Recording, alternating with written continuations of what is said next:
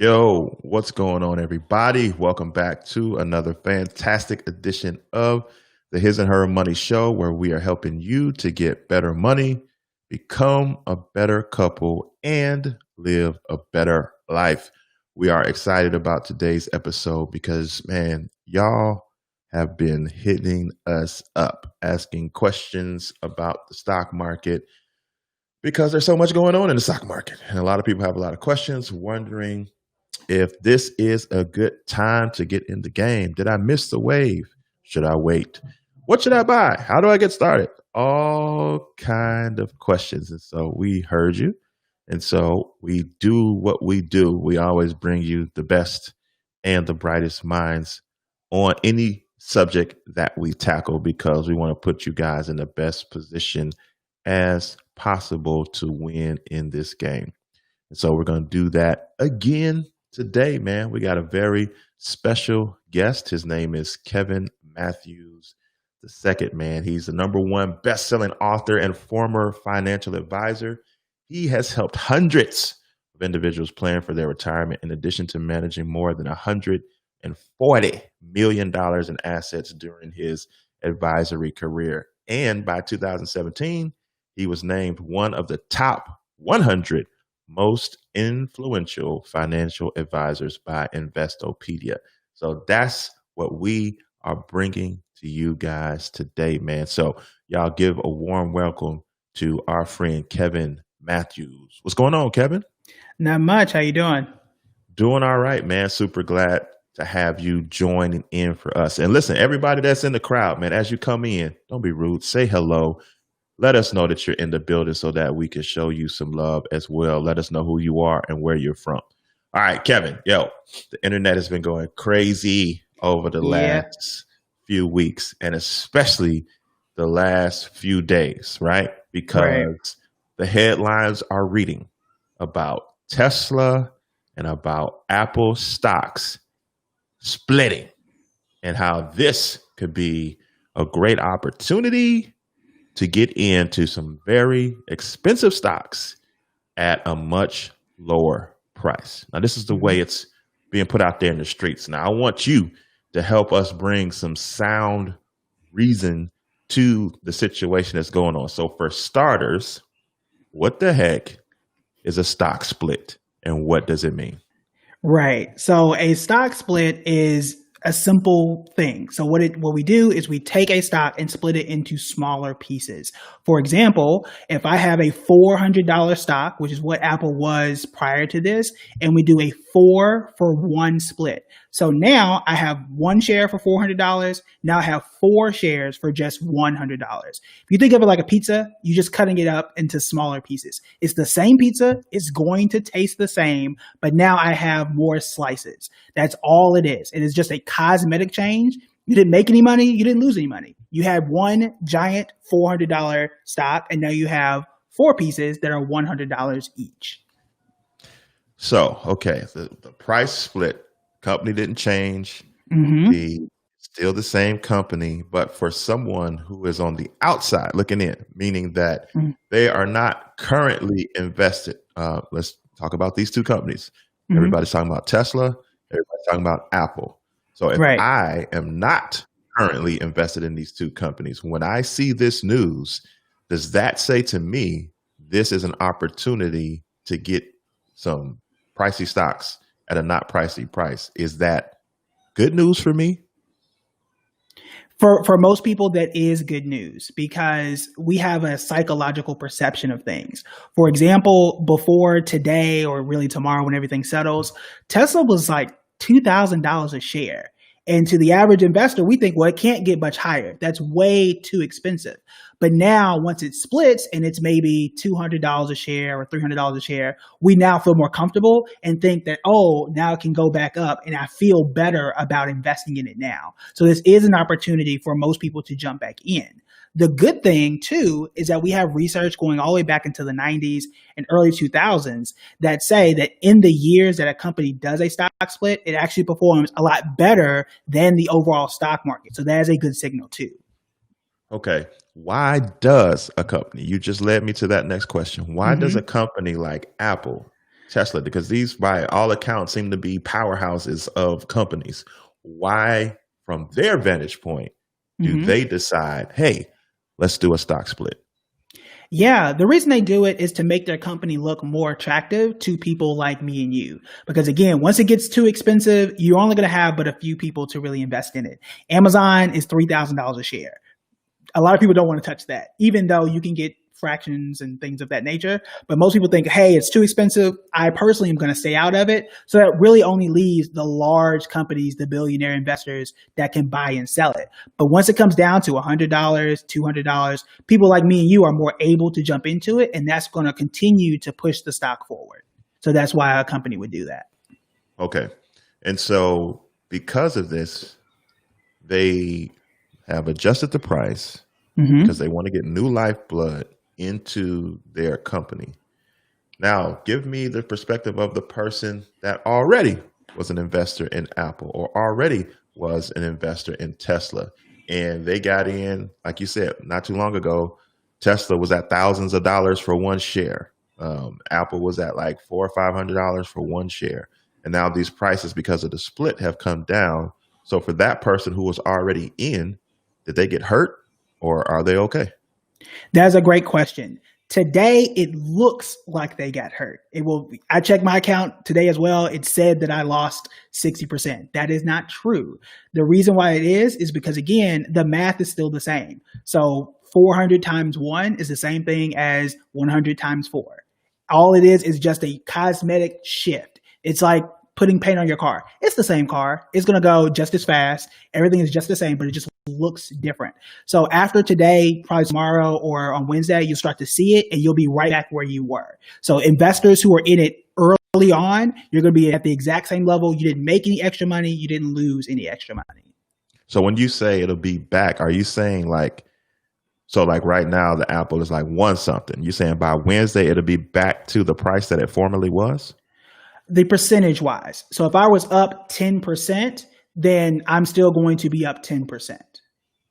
Dope. So now that we know that this split has happened, manifested today, it's official, Mm-hmm. it's out there, the prices have been adjusted. How does the average person, your advice anyway on it, how does the average person figure out if they should get in, if these Mm-hmm. are the types of companies that fit them and what they want to do as far as investing? And then on the B side of that is how do they figure out how much should I put into these types of companies with this opportunity? Because it seems not unprecedented, but it seems like the opportunities such as this don't come around that often. Mm-hmm. So the first thing is to figure out who you are as an investor. Investing in individual stocks is not for everyone, and that is totally okay. And you can do more than one thing at a time. So if you, like myself, I'm heavy into index funds, but I also have a few individual stocks on the side. But that is my personality. So you have to decide what type of investor are you, and or are you someone that feels like they want to do both? So that's the first thing, is to sit down and figure out who you are and where you are as an investor. Now, how much you put in, the recommendation is no more than 5% should go into any individual stock. That is a protection for you, because in case you are wrong, in case something doesn't work out in your favor, then it's only 5% of your money and it's not half, which is something you definitely don't want to do. So when you say 5%, Mm-hmm. 5% of what? The overall money that you have invested in the stock market in totality? Correct. So if I have $100,000, I'm not going to put in any more than 5,000 in any one single stock. Okay. So what if you are just getting started? Mm-hmm. Like you are, this after this event, this live, I'm about to go open a brokerage account, Mm-hmm. and I'm about to get started because of the advice that you're sharing today. How do you figure out that 5% versus that 80%? Because I'm just coming in. Right. So the good thing is you can get what are called fractional shares. So that means that if I only have $10, I can still invest in any stock that I want to invest in. So that is a good thing. So what I would do is, number one, sit down and figure out what type of investor am I, and does this company fit with my values and who I am? So that's number one. From there, you'll open your account and you'll decide, look, I got $10, I got $100. I'm going to put in $5 or $10 into Apple and maybe $5 or $10 into Tesla and whatever else that you want to go through and invest in. Okay. Now I don't want to assume that people know what you're saying when you say fractional shares. Mm-hmm. So if somebody just heard that term for the first time, talk about what that is. And I don't think that everybody offers those fractional shares. So let us know if we want to get in through this method that you're about to share. What are some options for us to get in? Right. So fractional shares, I get really excited about it because it is relatively new. Because back in the day, and when I say back in the day, I'm talking like 2000, maybe 2010 or so, it was expensive. If it was $100 stock or like Tesla, a $2,000 stock, you had to buy the entire thing. There was no easy way around it. You had to buy the entire thing. But now with fractional shares, if I have as my son comes over here, you want to watch Elmo? So, all right. Yes. Mommy's coming. Go that way. All right. So that's what happens when you're on live and you're a parent. Work from home is real life. So that's what happens. So going back to where you were. So if I have a $2,000 stock, not everybody can afford $2,000. That's expensive for one stock. But a fractional share can say, what if I only have $20? So I can own a fraction of Tesla. As Tesla grows, so too does my $20. If I only got 100, I get a piece of that share. So too does the stock grow, so too does my little fraction. So that's what a fractional share is, and it makes it very easy for anybody, including my son, to invest with whatever money he has, as opposed to having and forcing you to have tens of thousands of dollars to do that with. Okay, so that's dope. That's a good way to get some blue chippers that are up there in price, and you can work your way into getting a share. So what are some platforms that you trust for which people can enter into some fractional shares? Yeah, so my favorite, I probably have 3 favorites. So my number one favorite is Fidelity. And the reason why that is, they allow you to do almost everything. So I can account for me and my wife. I got account for my son, account for my daughter. I can do all of those things at Fidelity, and it allows me to do fractional shares. So that's number one. Another good one is called Public, where you actually get to see what other people invest in, like myself. So it kind of gives you a bird's eye view, like, hey, how is Kevin investing? How's this other expert investing?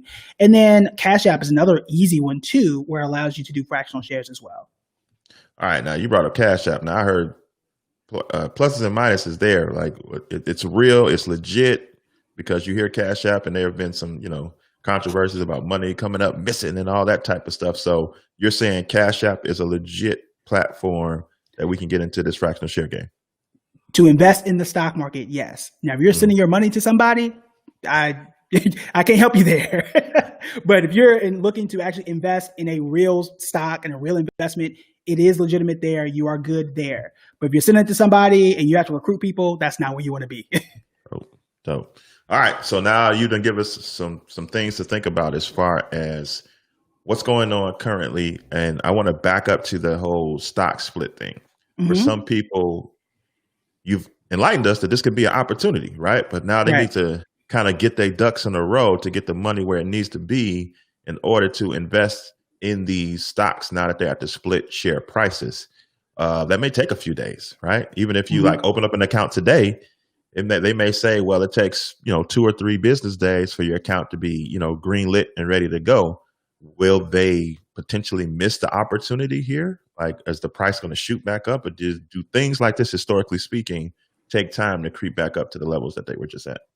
Historically speaking, it does take quite a bit of time for things to kind of creep back to where they are. And the good thing too is this isn't a get rich quick scheme. When you're investing, even individual stocks, it is a long-term thing. Something like Apple, you have to think like a business owner. If you own Apple, you don't want to get it and sell out in a day. You want to get it and hold it for the long term, because that's where you see the benefit. That's where you see the compound investing. So it should be a patient, slow thing that you do. So even though you're getting it for a fraction, you're getting it after the split, you're still good, because in theory, you should be holding something like Apple for years to come. It's something that my son's 2. I hope that he has it until college. So it's something that if you get in now, you're going to be fine. The way I like to look at it, if you're buying quality index funds, quality stocks, is 10 years from now, you're going to wish you started 10 years ago. So even if you get it a day after the split, 2 days after the split, you're fine because in theory, you're holding it for the long term.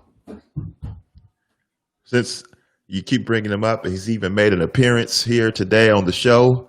Talk about investing for kids, because there are a lot of parents that listen to us, and you keep saying like, I got, my son's invested in this, and I got this. Like, how do you do that? Some people are going to be getting into the game for themselves, but now they also just heard you say how you currently are investing for your toddler, trying to set him up for the future. So break that down. How do you make that happen?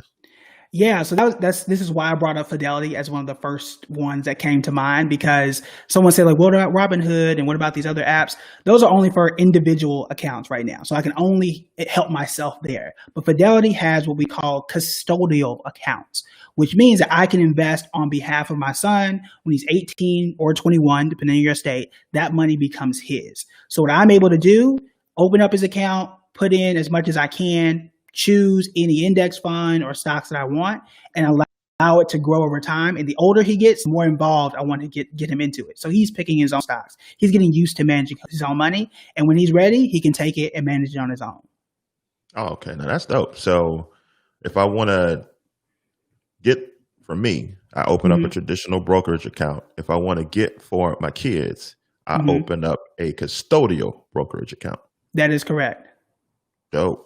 Now, somebody talked about fees. You want to talk about that when you are making buys, snatching up, whether that's traditional or fractional shares, or getting it for yourself or getting it for your kids? Are there some fees we need to be aware of when we're transacting this way and trying to enter into the stock market? Great question. For transactions, generally there are no fees, not anymore, especially with the Fidelities, with the public, even with Robinhood. They're actually the ones who started this whole thing where when you buy and sell, there are no fees. It used to cost, again, back in the day, 2010 or so, it used to cost $10 every time you buy and every time you sell.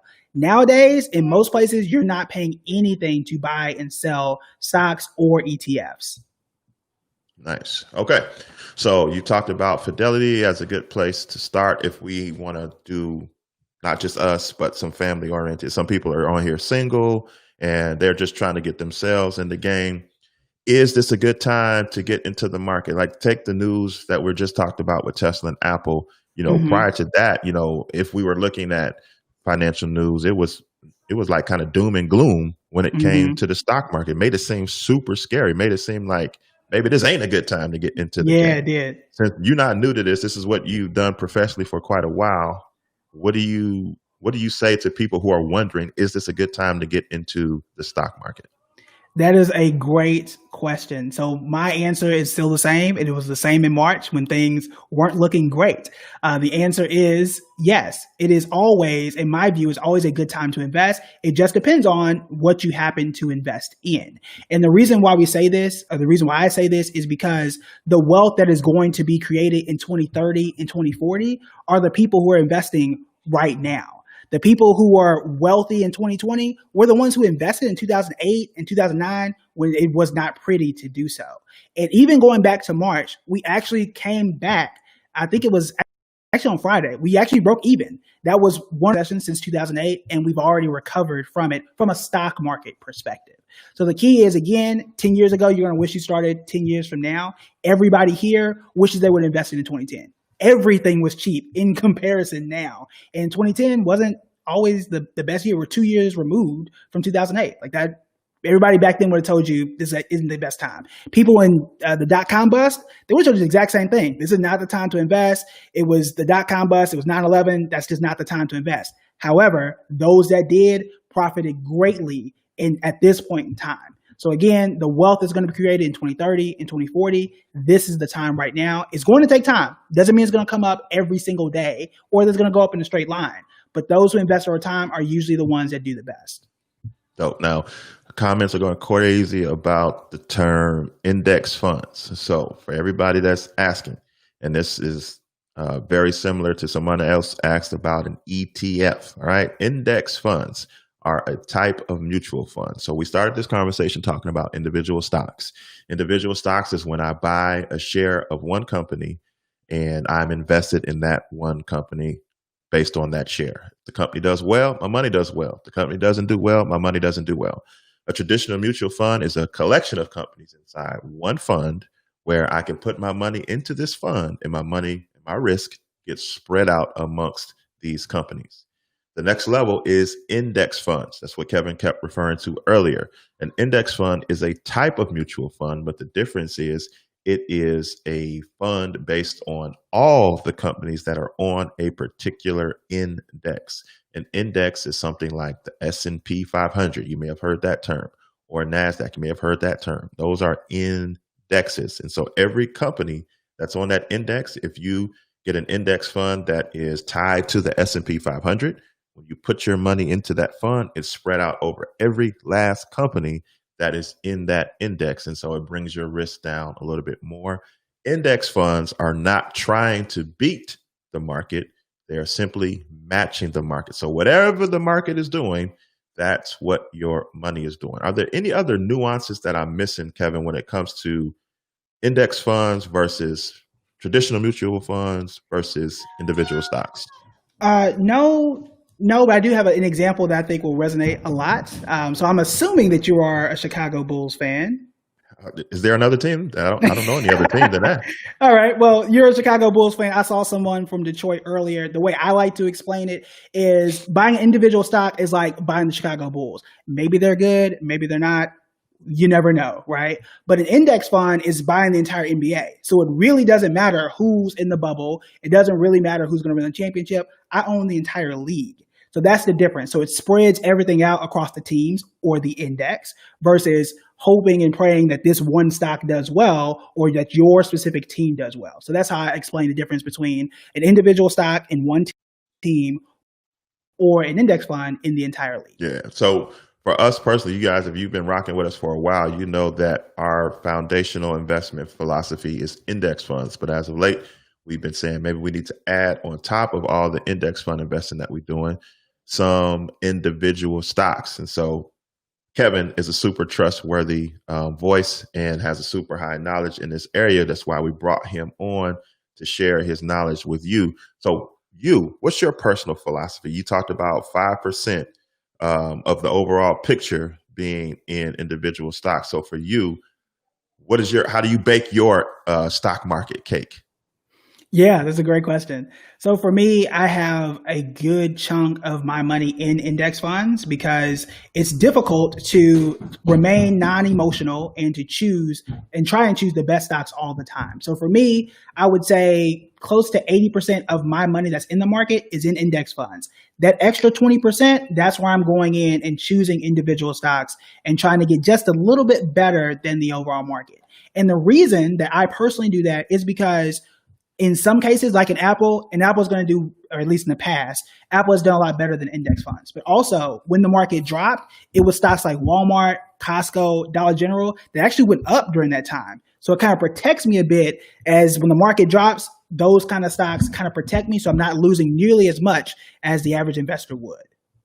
So, and so what do you say to those who are strictly like, I heard you're only supposed to do index funds. You shouldn't do anything other than index funds. Even though yours is 5%, you said individual stocks. Some people are just, and we've been in that mindset for a long time too, until recently. Index funds, index funds, index funds. Why is it a better option to have a good chunk in index funds, but also throw individual stocks into the mix? Why is that a thing? Why should that be a thing? Well, I wouldn't necessarily say that it's better because it's more I than one lost your way. sound, Kevin. Oh, can you hear me now? Mm. Oh, that is odd. Let me. Okay.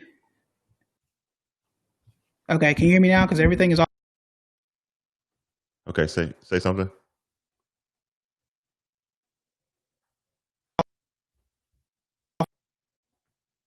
off of mute. Are you back? I think you're back, Kevin. Wait.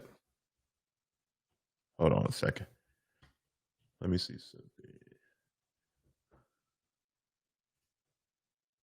Okay, everybody can hear you. Go ahead.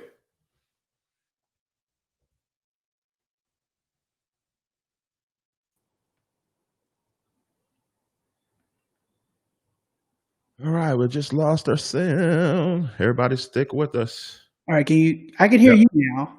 All right, cool. All right, can y'all hear us now? Let us know. Mic check 1 2 1 2.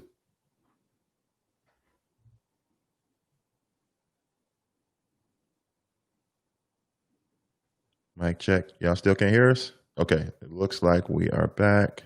Got you back. Okay, Do you good. hear both myself and Kevin?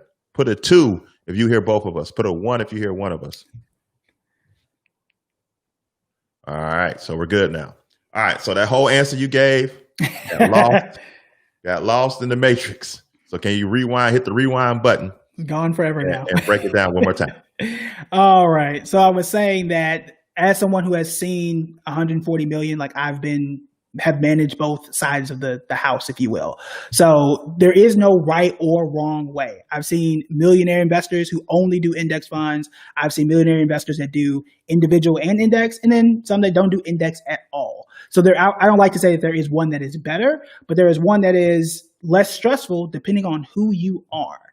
So the advantage of index funds is set and forget it. It's easy. I don't have to hope or guess. I know what index funds generally do. The advantage of doing individual stocks is that I can make, depending on what you choose, a little bit to a lot better than the overall market. And when the market goes down, depending on what I have, I don't have to take that loss in the same way. For example, like I was saying, Walmart, Dollar General, Costco, when the market crashed back in, what was it, March, April-ish, those actually did really well. And because I had that little slice of my money there, I didn't lose the 22,000 that the average investor did across the board. So that's the pros and cons of having on each side. All right, now you've challenged us, right? Not challenged, but you've helped us to see that it's good to have individual stocks in the mix a bit, along with a good base of index funds. Some people are wondering, okay, I get individual stocks, I get index funds, but I've also heard the term ETF. What's the difference with that? Yeah, an ETF stands for Exchange Traded Fund. It is a cousin to a mutual fund. It does almost the exact same thing. You can put them in the same category. You can use them interchangeably. There's a technical difference in that when you look at a stock, at any point in the day, you're going to see the price change. That's the same thing for an ETF. You're going to see the price change every day. For a regular mutual fund, a regular index fund, you're only going to see a price change at the end of the day. But they do the same things. You're going to make almost the exact same amount of money. So for most people, mutual funds, ETFs, they're in the same category. They do the same things. How do we figure out, beginners, starters, just getting into the game, what are good stock? And we know that changes, that fluctuates. You give advice, through all of your courses and the materials that you give, it goes up and down. But when we're in evaluation mode, because if I go to Fidelity, I open up an account, I go to Vanguard, open up an account, it's going to be like hundreds of stocks for me that I could buy. How in the world do I sift through all this and, make a selection on a good stock? Yeah, so that's why we created the Investors Toolkit, to really simplify that process for you, because there are, I think, like 5,000 stocks. So you want to make sure that you can easily go through and find the ones that have the best chance of winning and have the best. You said 5,000? Yeah, there are close to 5,000 individual stocks out there. That's a lot to choose from, Kevin. It definitely is. It definitely is. So some shortcuts, what I like to do and what I teach in my course is do what's called fund hacking. So for example, in an index for an S&P 500 index fund, most of them have the top 10 stocks that fund invests in. So if I know that a Vanguard or a Fidelity, that they're buying these stocks, I know that is billions. Here you go, son. I know that is billions and billions of dollars going into it. And I know that these billion-dollar funds support this stock, and this stock has some quality to it. So that is one shortcut that I like to use that can help you to cut down on all the noise. Okay.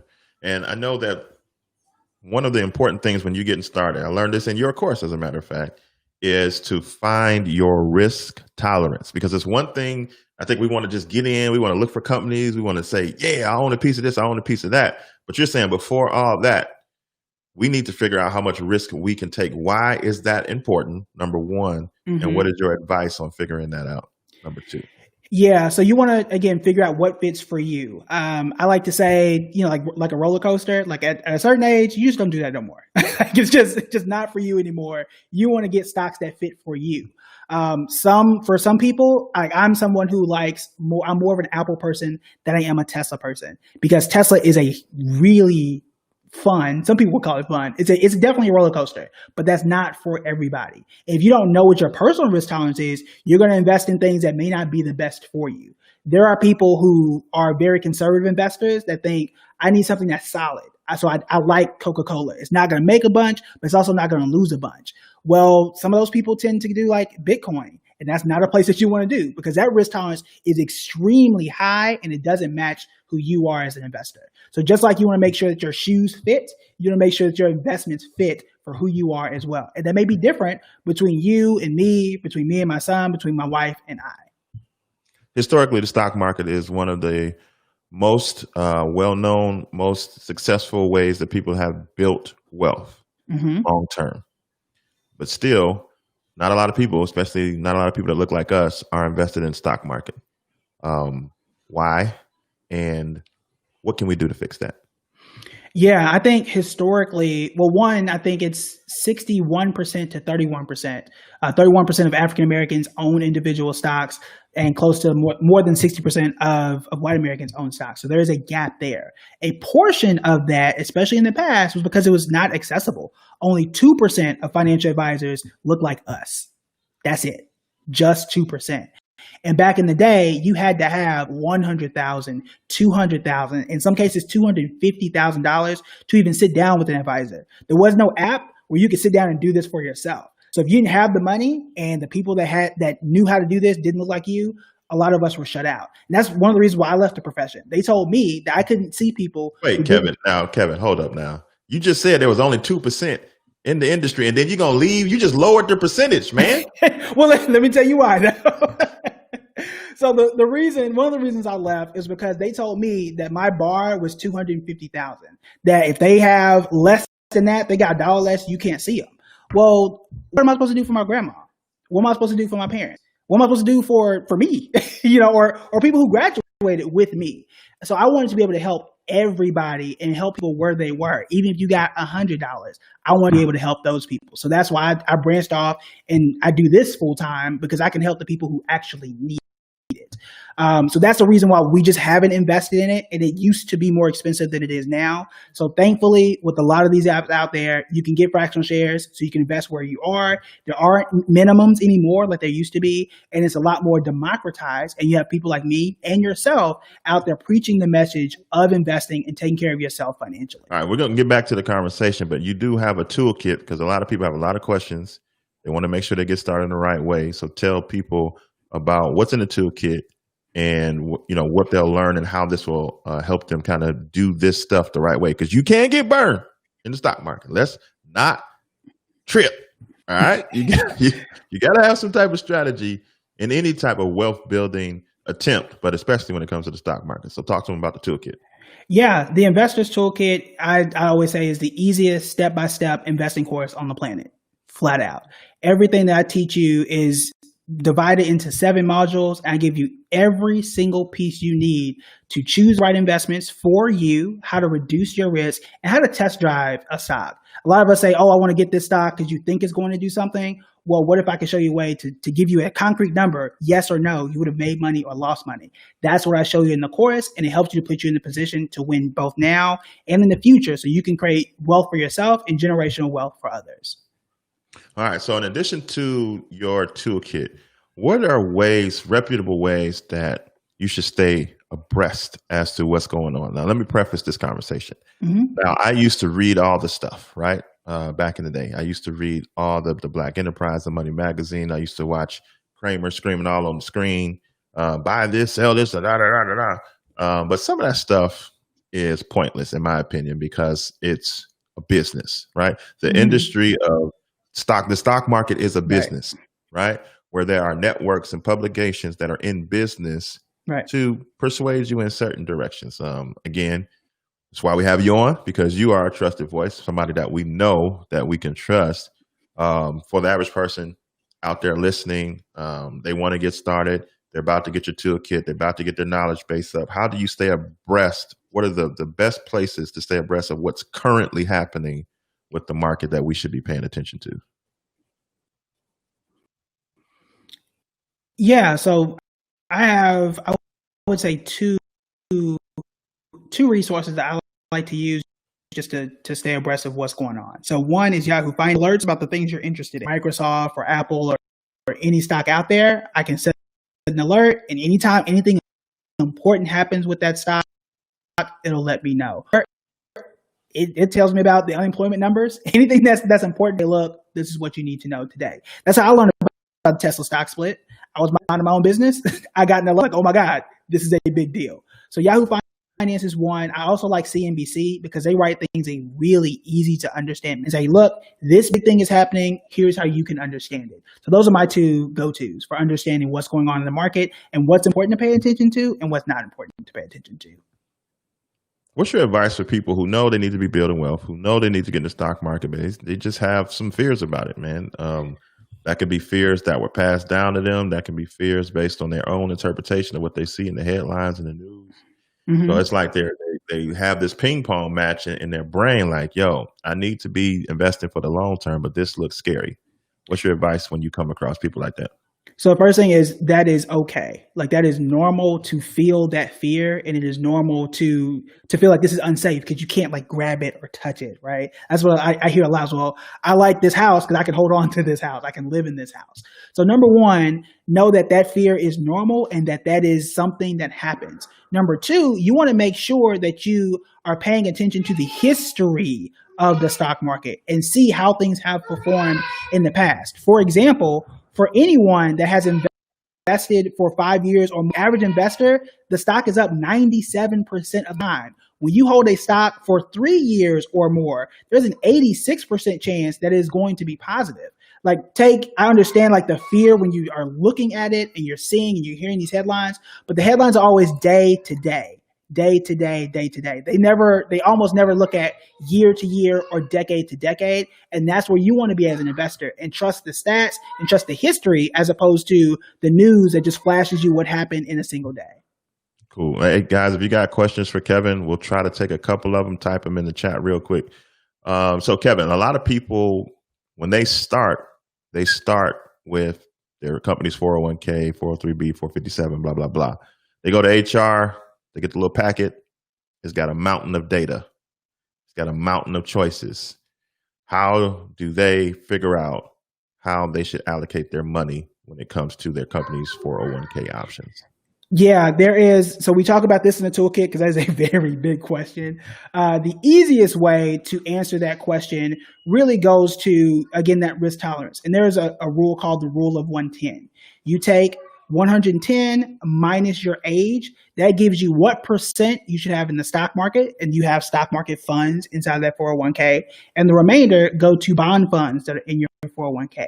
So for example, you take 110 minus 30, I'm 30 years old today anyway, then that gives me 80% of my 401k should be in stocks. So I need to go through and select the stock funds there.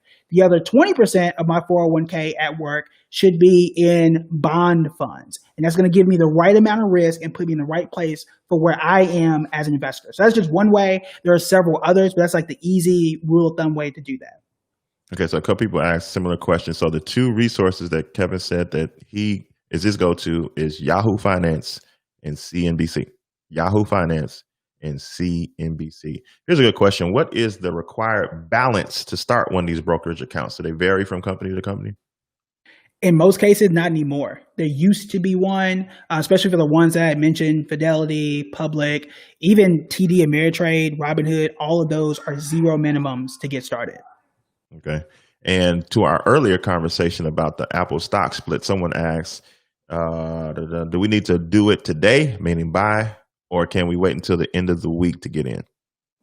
No, you don't have to do it today. Do it when you are comfortable. Do it when you understand it. I would rather you wait a month to get in as opposed to jumping into something that you do not understand. So please take the time to I think most of us know what Apple is, but take the time to understand how Apple is as a business, to understand the stock market, replay this conversation if you need to, and then get in when you are ready to get in. But there is no rush. You don't have to get in today. You don't have to get in tomorrow. But I think between now and the next 10 years is going to benefit you to have gotten in.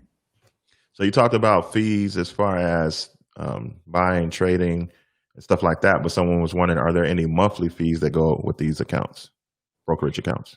In most cases, to have the brokerage account, no, there aren't any fees just to maintain the brokerage account. In most cases, there can be some fringe case, but again, the ones that I mentioned, to have my son's account, I'm not paying any fee there. To have my own account, I'm not paying any fees there either.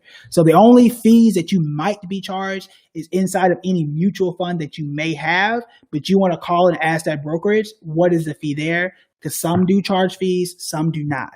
But that's really the only thing is inside of the mutual fund. That's the only place that you're probably going to see a fee nowadays. You touched on it a little bit earlier, but maybe kind of break it down a little bit further. Someone asked, how do you get stock for your kids? You talked about the fact that you use a custodial account, but is the process the same? I'll let you explain it if I want to get stock for my kids. Yeah, so the process is exactly the same. So I would go to my brokerage company, in my case is Fidelity. I would go through and open a custodial account. This is also called a UTMA account, which stands for Uniform Trust to Minors Act. So if you see UTMA, that's what a custodial account is. Once it's open, you'll put in your kids' information, your information, you deposit the money, and you invest in whatever it is you want to invest in. But it's a super simple process, and that's pretty much it. Listen, guys, clearly Kevin knows what he's talking about. If you want to get in the game, and make sure that you get into the game in a way that is intelligent, because again, you can get straight fried if you go into this stock market with the wrong strategy or with no strategy at all. You especially gonna get fried. Kevin has a great resource. He calls it his investor toolkit. We have it. It's phenomenal. We stand behind it. You can go to hisandhermoney.com/investor toolkit. Check it out for yourself, because we want y'all to build wealth. We want y'all to be the game changer in your family. We want y'all to be the one that started the wealth building process in the family. We don't want poverty to be recycled. We don't want paycheck to paycheck to be recycled. We want wealth building to be the new wave.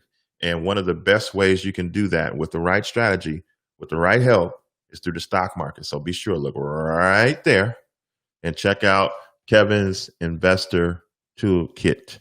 All right. So last question. Somebody said, is it normal for the company? I'm assuming that when they go and set up these brokerage accounts, to ask you for your social. Yes, that is normal. The reason is it's a legal entity, and they need to know what your tax bracket is and make sure that you are a real person. So that is normal to ask for that information. They'll ask date of birth. In some cases, they'll ask for what your income is. Again, all of that is normal in most cases, because they want to understand who you are, what is your tax bracket, and make sure you're a real person and it's not a fraudulent account. As someone who's opened these accounts for people, I had to take licenses, I had to do all of that stuff. So that is normal and common to do that. Again, if you're doing like a Fidelity, a Charles Schwab, a Vanguard, these are well-established, well-known companies that have been around for a while. So you can take comfort in the fact that billions and billions of dollars have gone through these companies, and millions of people have gone through the exact same process that you have. All right. So we'll close it out just to end it with the wild man, Elon Musk, because a lot of people came in and they're asking, what about Tesla? What about Tesla? Because we talked about Apple having their stock split. And Tesla also today had a stock split. So their shares went from like 2,200 down to 433 or something like that. So you, as a person who studies this game, who advises and educates people on this game, when you see that, Apple has a history that's kind of speaks for itself. Tesla is a wild card. So I mean, it's one heck of a roller coaster. So what's your advice? Today I have an opportunity to get into Tesla for like 1/5 of the normal price. What are you telling me, Kevin? Yeah, so what I'm telling you is to examine yourself before you jump into it, because Tesla is a very wild card. I'm someone who did not invest in Tesla until maybe 2.5 weeks ago, just because I needed to really decide if this is what I wanted to do. So the reason why I would suggest that people look into Tesla are two things.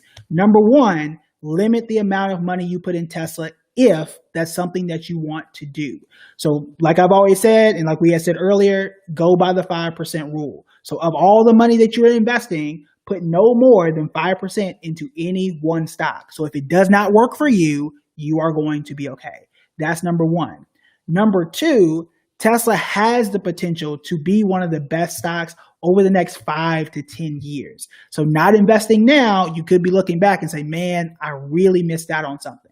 Now that fear of missing out, some people care about that, some people don't. So that's something that you have to, again, examine yourself to see.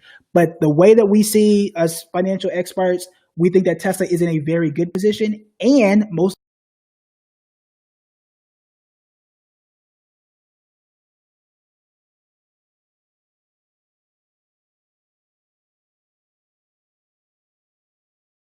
could make sense for you to get in now before that event occurs. I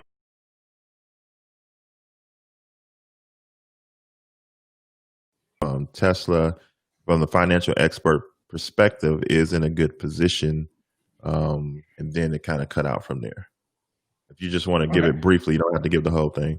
Yeah, so briefly, again, if it fits with you, so you want to make sure it fits with you. It could be a roller coaster, but it's in a position to do very well over the next several years. The reason why is it could be added to the S&P 500, which means that all of these big index funds will have to buy Tesla. That is going to push the stock significantly forward. So we're talking about Vanguard having to buy billions of dollars of Tesla because it's in the S&P 500. So it hasn't been added yet, but that is the expectation. So if that happens, you really want to get in before that occurs because you're getting in at the right time. So again, it's not for everyone. It could still be a roller coaster. And I always suggest to limit yourself to no more than 5%, because if it doesn't work, you still got 95% that's still growing for you. So if you want to get in, make sure that you're getting at the right pace, that you're not overloading yourself and exposing yourself to too much risk. If people want to keep up with the gems you're always dropping on social media, how do they find you? You can find me on all things social media at Building Bread, Facebook, Instagram, and Twitter. And YouTube. I'm on YouTube too. All right, cool. Hey, we can't say thank you enough, man, for breaking this down. I think we are a little better equipped to get into the game. Again, we want to highly suggest to everybody to check out Kevin's Investor Toolkit. You don't have to figure this all out by yourself. Kevin has a roadmap to get you into the game at a very intelligent pace and with a very, very intelligent strategy. Go right here to hisandhermoney.com/tool. No, hisandhermoney.com/investor toolkit to check out Kevin's Investor Toolkit. We personally have it. We personally love it. We suggest that you get it too. Kevin, thanks for dropping gems on top of gems, brother. Thank you. I appreciate it.